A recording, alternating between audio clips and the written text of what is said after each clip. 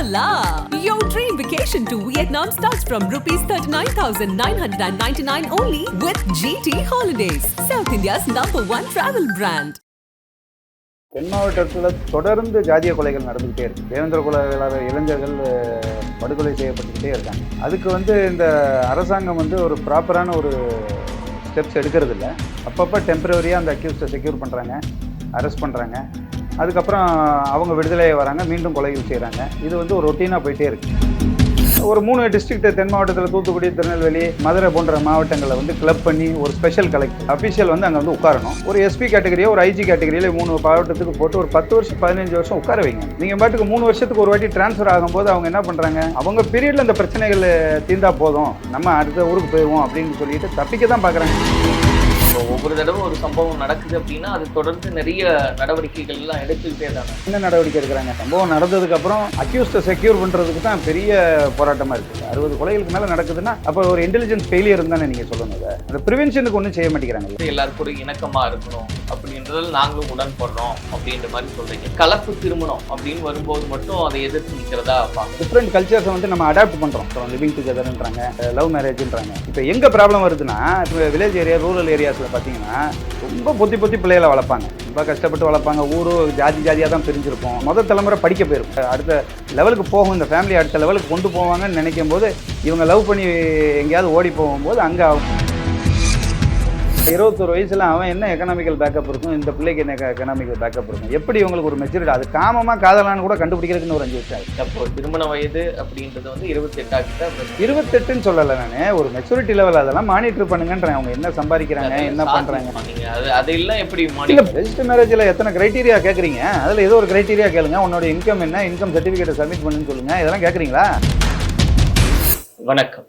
இன்னைக்கு நம்ம கூட தேவேந்திர குல வேளாளர் எழுச்சி இயக்கத்தினுடைய மாநில ஆலோசகர் திரு தீபக் இருக்காரு. அவர்கிட்ட நிறைய விஷயங்களை பேசலாம். வணக்கம். வணக்கம். நிறைய விஷயங்களை பத்தி நீங்க பேசக்கூடிய அந்த காணொலிகள் அப்படின்றதெல்லாம் நாங்க பார்த்துட்டு இருக்கோம். சமீபத்திய நிகழ்வுகள் அப்படின்னு நம்ம பார்க்கும்போது எதெல்லாம் இது பேசப்பட வேண்டியது அப்படின்னு பாக்குறீங்க? சமீப நிகழ்வுகள்னா, இப்போ தென் மாவட்டத்தில் தொடர்ந்து ஜாதிய கொலைகள் நடந்துக்கிட்டே இருக்கு. வரிசையாக தேவேந்திர குல வேளாளர் இளைஞர்கள் படுகொலை செய்யப்பட்டுக்கிட்டே இருக்காங்க. அதுக்கு இந்த அரசாங்கம் ஒரு ப்ராப்பரான ஒரு ஸ்டெப்ஸ் எடுக்கிறது இல்லை. அதோடைய ரூட் காஸ் அனாலிசிஸை எடுத்து அதை கம்ப்ளீட்டாக இராடிகேட் பண்ணுன்ற எண்ணமே கவர்மெண்ட்டுக்கு இல்லாத மாதிரி தெரியுது. அப்பப்போ டெம்பரவரியாக அந்த அக்யூஸ்டை செக்யூர் பண்ணுறாங்க, அரெஸ்ட் பண்ணுறாங்க. அதுக்கப்புறம் அவங்க விடுதலையை வராங்க, மீண்டும் கொலைகள் செய்கிறாங்க. இது ஒரு ரொட்டீனாக போயிட்டே இருக்குது. அப்போ அதை ஸ்டாப் பண்ணுறதுக்கு ஒரு கவர்மெண்ட் ஒரு பர்மனெண்ட் சொல்யூஷன் தேடுறதுக்குரிய வழிகளே எங்களுக்கு தெரியல.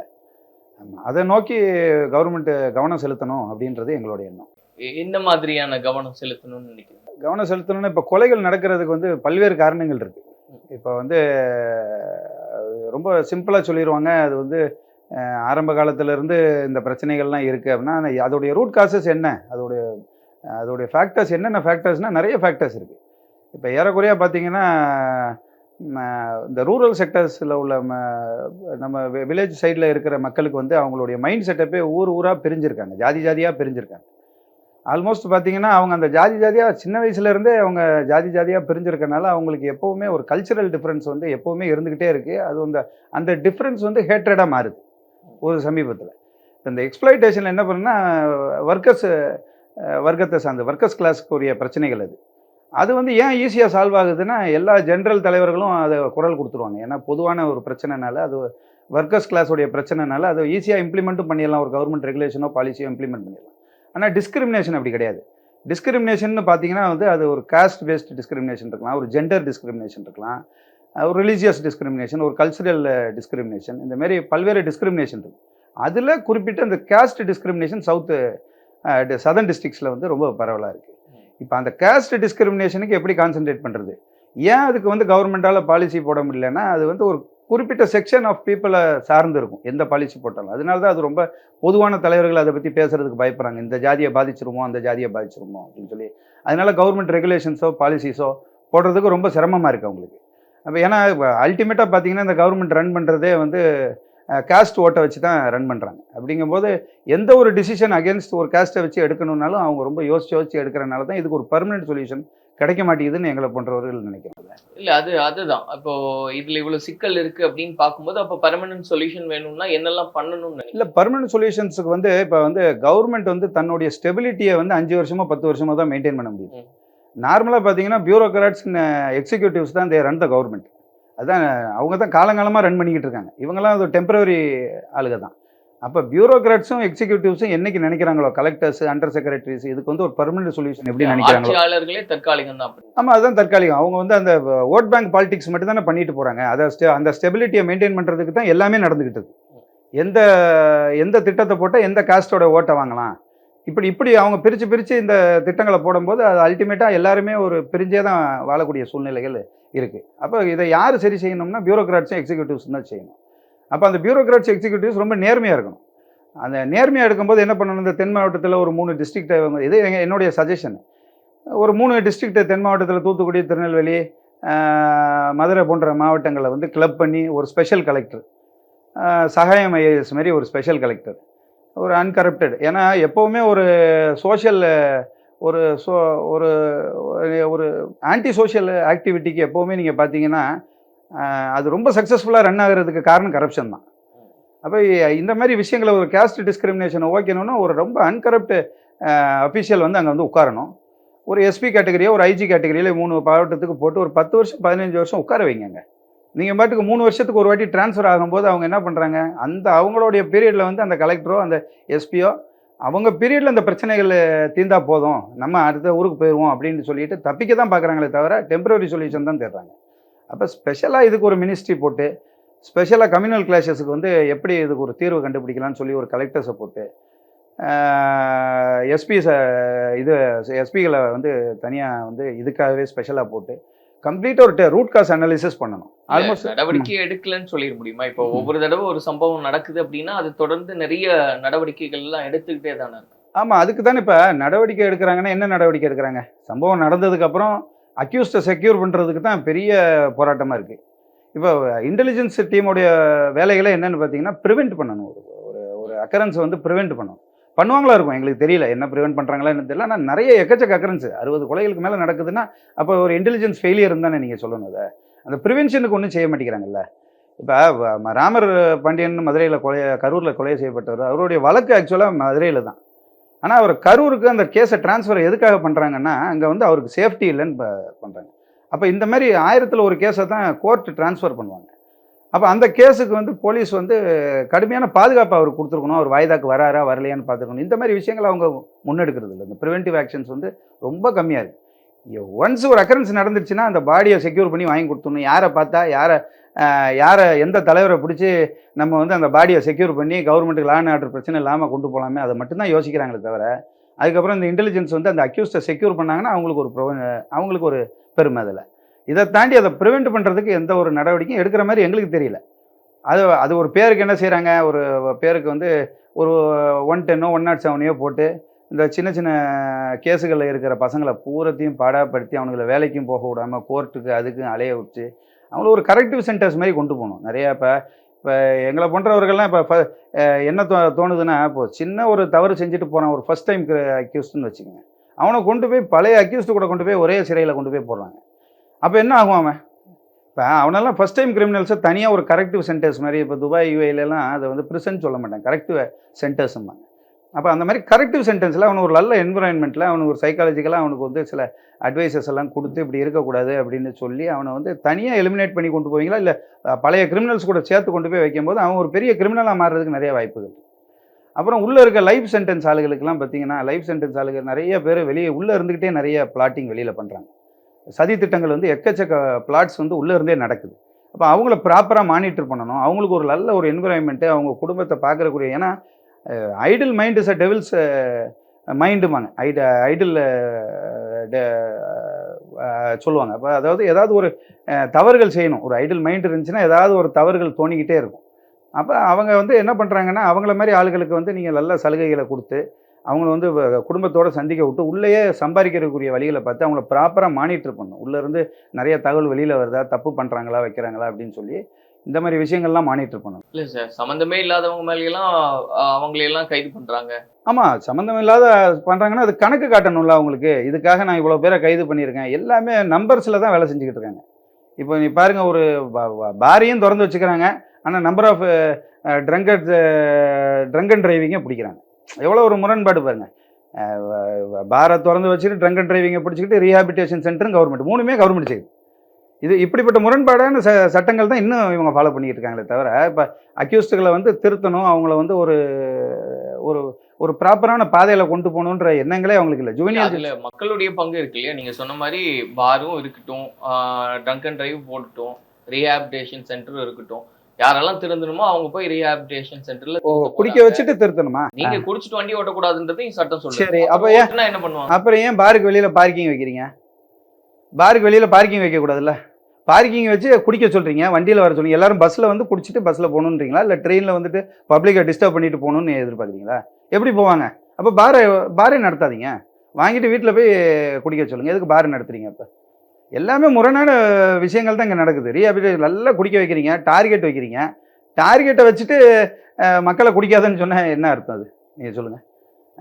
டார்கெட்டை வச்சுட்டு மக்களை குடிக்காதீங்க, அதுக்கப்புறம் நீங்கள் எல்லாம் குடிச்சு ஈரெல்லாம் வீணாக போனதுக்கப்புறம் ரீஹாபிலிட்டேஷன் சென்டர் போகணும்னு சொல்கிறீங்களா? என்ன சொல்ல வரீங்கன்னே புரியலையே.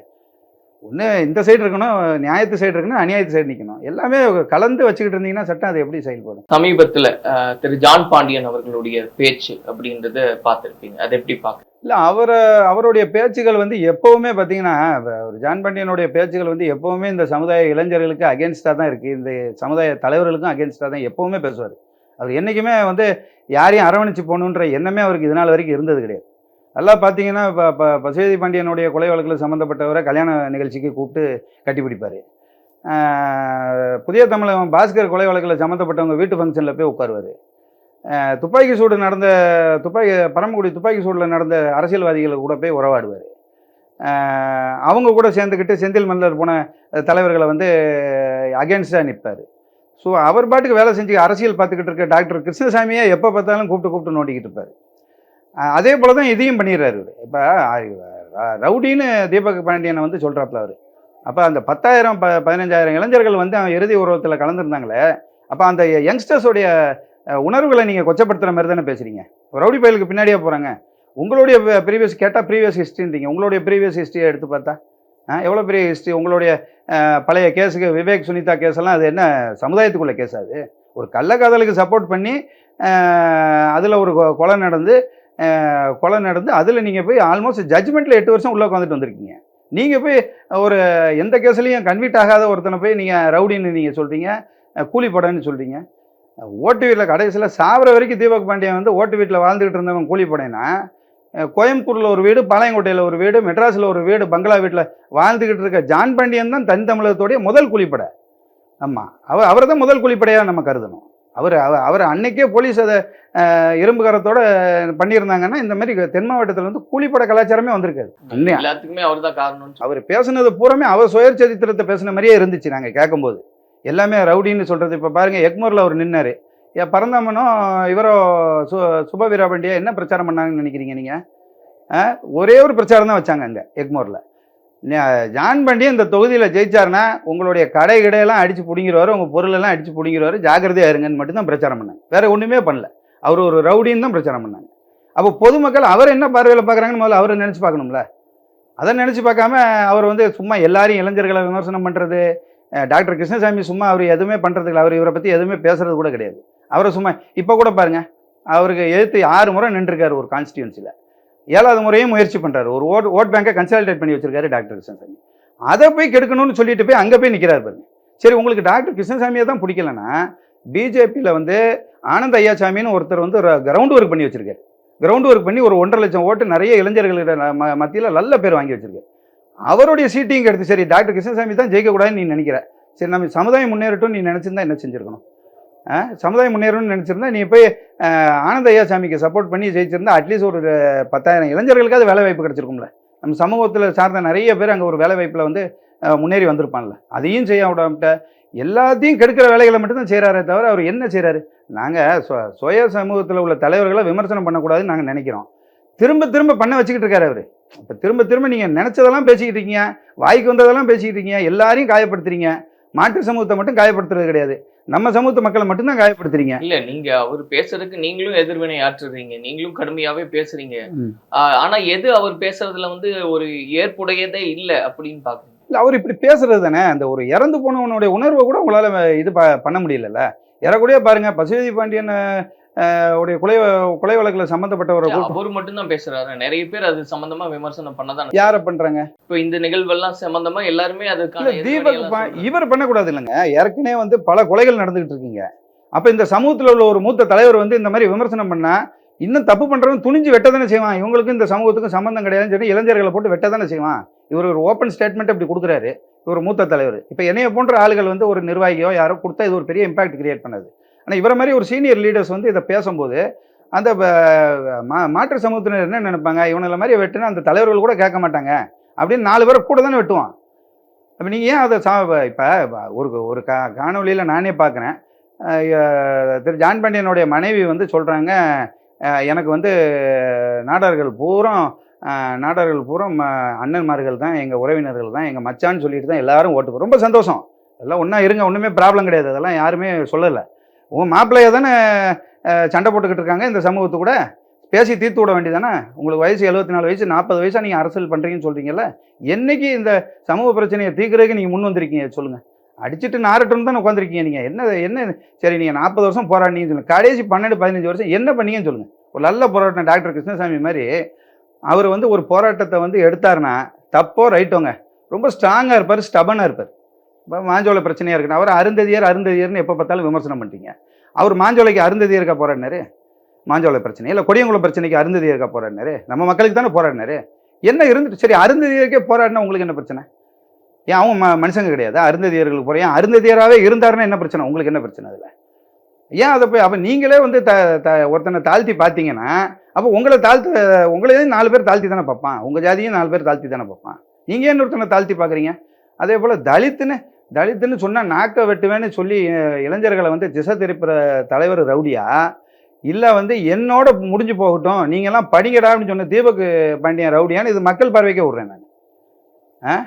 அவருக்கு எதுக்குங்க போலீஸ் செக்யூரிட்டி சொல்கிறாரு, அந்த ஒரு பேட்டியிலே சொல்கிறாரு, என்னைய வந்து யாராலையும் நெருங்க முடியாதுன்னு சொல்கிறாரு. தப்பு பண்ணவனை மட்டும்தான் நெருங்குவாங்கன்னு, தீபக்கை தப்பு பண்ணாங்க நெருங்கினாங்கன்னு சொல்கிறாரு. தீபக் தப்பு பண்ணிட்டான், வம்புல திருப்பான், அதனால நெருங்கினார். தியாகி இமானுவேல் சேகரனையுமே படுகொலை செய்யப்பட்டார் 1957. அவர் தப்பு செஞ்சாரா? என்ன சொல்ல வரீங்க? உங்கள் கூட பிறந்த சகோதரரே படுகொலை செய்யப்பட்டார். அவர் வருஷம் நீங்கள் நிர்வாகிகளை கூட்டு போய் வழிபடுறீங்க. அப்போ அவர் என்ன தப்பு செஞ்சார்? உங்கள் சகோதரர் என்ன தப்பு செஞ்சார்? அவரும் வெட்டி படுகொலை செய்யப்பட்டார்.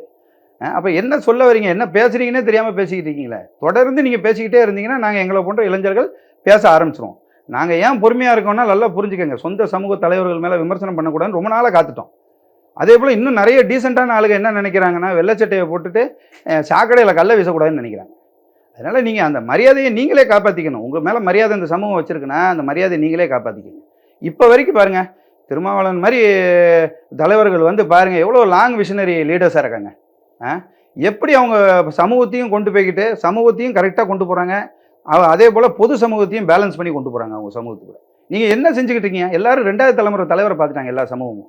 நம்ம சமூகம் இன்னும் முதல் தலைமுறை தலைமுறையை முழுசாக பார்க்க முடியல. என்ன செய்ய முடியுது சொல்லுங்கள்? அரசியல் அனாதையாக போய் உட்காந்துருக்கோம். இருந்த ஒரு தொகுதியும் இழந்துட்டு 2 பேரும் மாற்றி போட்டி போட்டு இழந்துட்டு உட்காந்துருக்கோம். அப்போ நீங்கள் இந்த சமூகத்துக்கு என்ன தான் சேவை செய்யணும்னு நினைக்கிறீங்க சொல்லுங்கள்? உங்களுக்கு என்ன? எனக்கு என்னமோ தோணுது, அவர் ரொம்ப ஃப்ரஸ்ட்ரேஷனில் இருக்காருங்க. இது வரைக்கும் எலெக்ஷன்லேயே ஜெயிச்சது கிடையாதுங்க. அவர் தனிப்பட்ட முறையில் அவருக்கு ஒரு ஓட் பேங்கே கிடையாது அவருக்கு. இப்போ நல்லா பார்த்தீங்கன்னா ஒரு கவுன்சிலர் எலெக்ஷனுக்கு கூட அவரை நிற்க சொன்னீங்கன்னா அதுலேயும் போய் திமுகட்டியோ அதிமுகட்டியோ சீட்டு கட்டு தான் வருவார். இப்படி தான் அவருடைய ஓட் பேங்க் நிலைமை இருக்குது. அதனால் அந்த ஃப்ரஸ்ட்ரேஷனில் எல்லாரையும் போட்டு திட்டுறது, எல்லாரையும் கண்ணா பின்னான்னு திட்டுறது, எல்லாரையும் விமர்சனம் பண்ணுறது, அதுவும் சுயஜாதி விமர்சனம் எக்கச்சக்கமாக பண்ணுறது. இல்லை என்ன செய்யணும், அவர் என்ன செய்யணும் உங்கள் பார்வையில் என்ன? இல்லை, அமைதியாக இருந்தாலே இந்த சமூகம் வந்து பேசவே கூடாது. அப்படி கிடையாது. அவருடைய சேவைகள் அவர் என்ன செய்யணும்னு நினைக்கிறாரோ, மக்கள் பணிகள் செய்யணும்னு நினைக்கிறாரோ, பிரச்சனைகள் நடக்கிற இடத்துல போய் போகிறாரோ போகட்டும். ஆனால் வந்து சொந்த சமூகத்தை விமர்சனம் பண்ணிக்கிட்டே இருக்க வேண்டான்றேன். அதாவது எந்த ஒரு சமூக தலைவருமே அந்த சமூகத்துடைய இளைஞர்களை வந்து புண்படுத்திட்டு தலைவரான சரித்திரமே கிடையாது. ஆனால் இவர் திரும்ப எல்லாரையும் அந்த இளைஞர்களை புண்படுத்துறது ஒரு நோக்கமாகவே வச்சுட்டு உட்காந்துருக்கு. அப்போ அது வந்து இந்த சமூகத்துக்கு ஒரு ஆரோக்கியமான விஷயம் கிடையாது. மதுரை விமான நிலையம் இதுக்கான பெயர் பரிந்துரை அப்படிங்கும் போதே பல விஷயங்கள்லாம் பேசப்படுது அப்படின்னு பாக்குறேன். உங்களுடைய நிலைப்பாடு என்னவா? இந்த மதுரை விமான நிலையத்துக்கு வந்து முதல் விஷயம் வந்து சின்ன உடப்புன்னு ஒரு கிராம மக்கள் வந்து நிறைய இடங்கள் கொடுத்துருக்காங்க. தேவேந்திர குல வேளாளர் சமூக மக்கள் வந்து இடம் கொடுத்துருக்காங்க. அந்த சைடு பெருங்குடியில் பார்த்தீங்கன்னா, பெருங்குடி இந்த சைட்லாம் கொஞ்சம் பார்த்தீங்கன்னா, தேவர் சமூக மக்கள் வந்து மறவர் சமூக மக்கள் வந்து நிறைய அங்கே இருக்காங்க. அப்படிங்கும்போது காலங்காலமாக இது ஒரு பெரிய பிரச்சனையாக வந்துக்கிட்டே இருக்குது. அப்போ இதுக்கு ஒரு நல்ல தீர்வு என்ன, கவர்மெண்ட் ரொம்ப ஈஸியாக பண்ணலாம். 2 பேரையும் சண்டை போடுறத விட்டுட்டு ஒரு ஒரு அந்த ஏர்போர்ட் ஆல்ரெடி அது ஒரு இன்டர்நேஷ்னல் ஏர்போர்ட் தான். அதுக்கு வந்து ஒரு பொது பேரை வச்சுட்டு 2 டெர்மினல் கட்டிட வேண்டியதானே. ஒன்று ஐயா முத்துராமலிங்க தேவர் பேரை வச்சுட்டு, இன்னொன்று தியாகிமான் சேரன் பேரை வச்சுட்டு பேசாமல் அட்லீஸ்ட் அந்த இடத்துலயாவது மக்கள் ஒன்றா இருக்கட்டுமே. அதே மாதிரி செஞ்சுட்டு போயிட வேண்டியதானே. மொத்தத்துக்கு பொது பெயர்னா எந்த பெயர் அங்க இல்லை வைக்கலாம். இல்லை மதுரை மீனாட்சி அம்மன் ஏர்போர்ட்டுன்னு வைக்கலாம். கோயில் அங்கே இருக்கையிலே வேர்ல்டு ஃபேமஸ் டெம்பிள் இருக்குது. கோயில் பேரை வச்சுட்டு டெர்மினலுக்கு இவங்க 2 பேரை வைக்கலாம். அதுக்கு பெருமை சேர்க்கலாம். அதே மாதிரி ஒரு ஈஸியாக சால்வ் பண்ணக்கூடிய விஷயங்கள் நிறையா இருக்குது. இதை வச்சுக்கிட்டு இவங்க அரசியல் பண்ணிட்டு உட்காந்துருக்காங்க. அவர் பேரை வச்சுட்டா இவங்க பேரை வச்சுட்டான்னு கவர்மெண்ட்டு ரொம்ப அதை கன்ஃபியூஸ்டாக இருக்காங்க. என்ன செய்யறதுன்னு தெரியாமல் பிரச்சனை வந்துடக்கூடாது செஞ்சுட்டு, அதனால இன்னும் பேரை வைக்காம வச்சுருக்காங்க. இப்போ இடையில பேசும்போது சில இடங்கள்ல வந்து எல்லாரும் கூட இணக்கமா இருக்கணும் அப்படின்றதுல நாங்களும் உடன்படுறோம் அப்படின்ற மாதிரி சொல்றீங்க. பட் இப்போ இந்த கலப்பு திருமணம் அப்படின்னு வரும்போது மட்டும் அதை எதிர்த்து நிக்கிறதா பார்க்கணும். அதுக்கு என்ன காரணம்? இல்லை, கலப்பு திருமணத்துக்கு வந்து எல்லா கலப்பு திருமணத்துக்கும் நம்ம எதிர்ப்பாக இருக்க முடியாது. இப்போ வந்து சில விஷயங்களை வந்து நம்ம எல்லா டிஃப்ரெண்ட் கல்ச்சர்ஸை வந்து நம்ம அடாப்ட் பண்ணுறோம். வெளிநாட்டு கலாச்சாரங்களை சில நேரத்தில் அடாப்ட் பண்ணுறோம். லிவிங் டுகெதர்ன்றாங்க, அதாவது லவ் மேரேஜ்ன்றாங்க. இது யாருக்கு பொருந்திரும்னா, அவங்க ஸ்டாண்டர்ட் ஆஃப் லிவிங் எப்படி இங்கே இப்போ சென்னை வாசி மக்கள் ஒரு ஐடியில் இருக்காங்க, 2 பேர் வெவ்வேறு ஜாதியில் இருக்காங்க, ஒரு நல்லா கை நிறைய சம்பாதிக்கிறாங்க, எக்கனாமிக்கல் பேக்கப் இருக்குது அவங்களுக்கு இது பொருந்திரும்.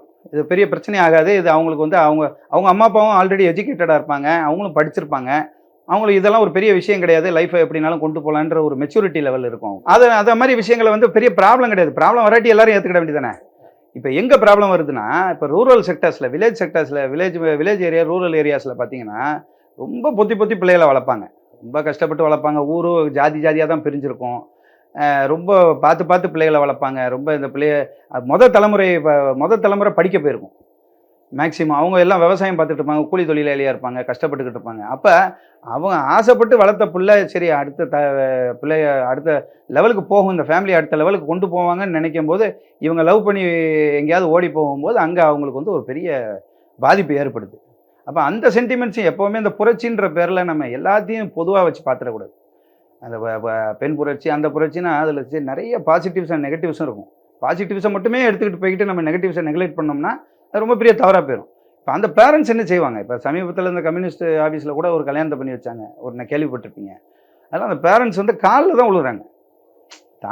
கோபத்தில் 1-2 தாக்குதல் பண்ணாலும் அடிச்சு உடைச்சாலும் காலில் வந்து என் பிள்ளைய விடுங்கன்றாங்க. அதெல்லாம் ஒரு பாவமாக தானே இருக்குது அந்த பிள்ளைய வந்து. அதனால இப்போ நிறைய ரெஜிஸ்டர் மேரேஜ் எல்லாம் பார்த்தீங்கன்னா அதெல்லாம் நிறைய அமெண்ட்மெண்ட் பண்ணும். மேரேஜ் ஆக்ட்லாம் நிறைய அமெண்ட்மெண்ட் பண்ணாங்கன்னா இதெல்லாம் குறை இருக்குன்றது ஏற்புடையது தான். என்ன குறை இருக்குன்னு நினைக்கிறீங்க? இப்போ டிவோர்ஸ் ஆயிடுச்சுன்னு வச்சுக்கோங்களேன். இப்போ இந்த கிராமத்தில் வாழ்கிற பிள்ளைகள் வந்து இன்னொரு கலாச்சாரம், இன்னொரு கிராமத்தில் போய் வாழும்போது அங்கே அந்த பிள்ளை மட்டும் தனித்தன்மையாக இருக்கும். அவங்க கலாச்சாரம் வேற மாதிரி இருக்கும். அடாப்ட் பண்ணுறதுக்கு ரொம்ப கஷ்டமாயிரும். சொந்த பந்தங்கள் கூட சேர்ந்து வாழ முடியாது. இது வந்து முடிவு பண்ணுறது அந்த வாழ போகிற பொண்ணு பையனோ தான். ஆமாம் ஆமாம்.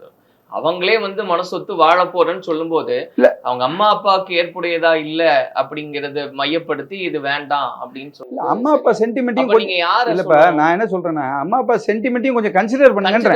காலங்காலமா இல்ல நீங்க எல்லாம் இருக்கீங்க ஒரு சமூகத்துல வந்து ஒரு பொண்ணு வெளியே கல்யாணம் பண்ணதோ இல்ல ஒரு பையன் வெளியே கல்யாணம் பண்றதோ, அப்ப இவங்க கிட்ட எடுத்து சொல்ல வேண்டிய பொறுப்பு உங்களுக்கு இருக்கு இல்லையா? இதெல்லாம் சகஜம் தான் இன்னைக்கு காலத்துல. இல்ல அது வயசு வரம்புன்னு ஒண்ணு இருக்குல்ல. இப்ப நல்லா புரிஞ்சுக்கங்க. இப்ப 18 இயர்ஸ் 21 இயர்ஸ்னு ஒரு வயசு வரம்பு வச்சிருக்கான். இல்ல ரொம்ப குறைவானது அது சட்டமே ஏத்துக்கிறது. இப்ப பாருங்க 21 வயசுல அவன் என்ன எக்கனாமிக்கல் பேக்கப் இருக்கும், இந்த பிள்ளைக்கு என்ன எக்கனாமிக்கல் பேக்கப் இருக்கும், எப்படி இவங்களுக்கு ஒரு மெச்சூரிட்டி, அது காமமா காதலான்னு கூட கண்டுபிடிக்கிறதுக்குன்னு ஒரு 5 வருஷம் ஆயிடும். அது அந்த அவங்களுக்கு நடந்த ஈர்ப்பு வந்து அது காமமா இல்ல காதலான்னு கண்டுபிடிக்கிறதுக்கு 21 வயசுல வருது. ஆமா கண்டிப்பா. ஏன்னா லைஃப்ல இன்னும் நிறைய இருக்கு. அவங்களுக்கு இன்னும் மெச்சூரிட்டி லெவல்ல போய் அவங்க எப்படி சம்பாதிக்க போறாங்க, எப்படி லைஃபை கோத்ரூ பண்ண போறாங்க, பேரண்ட்ஸ் அவங்க கஷ்டப்படுற பேரண்ட்ஸ் இருப்பாங்க, அவங்கள யார் பார்த்துக்கிட போறா, இந்த மாதிரி நிறைய ஃபேக்டர்ஸ் இருக்குங்க. நீங்க ஒரே ஒரு சின்ன ஒரு லவ் மேரேஜுக்கு விஷயத்தை வச்சுக்கிட்டு நீங்க அந்த எல்லாத்தையும் செதறடிச்சிருங்களே, ஒரு இல்ல ஃபேமிலியே அப்படி இல்ல செதறடிச்சிருங்க. இப்போ நீங்க எல்லா விதத்திலயும் பொறுப்போட இதெல்லாம் இருக்கு இப்படி எல்லாம் இருக்கு இதெல்லாம் சரி செய்யணும் அப்படின்னு பேசும்போதெல்லாம் சரிதான். ஆனா இப்போ இந்த கலப்பு திருமணம் அப்படின்னு வரும்போது மட்டும் நீங்களே சொல்றீங்க 2 பேரும் நல்ல எந்த சமூகமா இருந்தாலும் நல்ல வளர்ந்துருக்காங்க, கல்வி அறிவு இருக்கு, அவங்களுக்கான பேக்கப் இருக்குன்னா அவங்க பண்ணிக்கிட்டும் எங்களுக்கு கவலை இல்லைன்னு. அப்போ அந்த புரிதலை இன்னொரு நீங்க சொன்ன மாதிரி படிக்காத ஒரு அம்மா அப்பாவோட பையனோ பொண்ணோ கல்யாணம் பண்ணும்போது அவங்களுக்கு விழிப்புணர்வு கொடுக்க வேண்டியது உங்களோட கடமை தான். இல்ல ஒரு அம்மா அப்போ இந்த மாதிரி இருந்தா நாங்க ஏத்துக்க மாட்டோம் அப்படின்றது என்ன?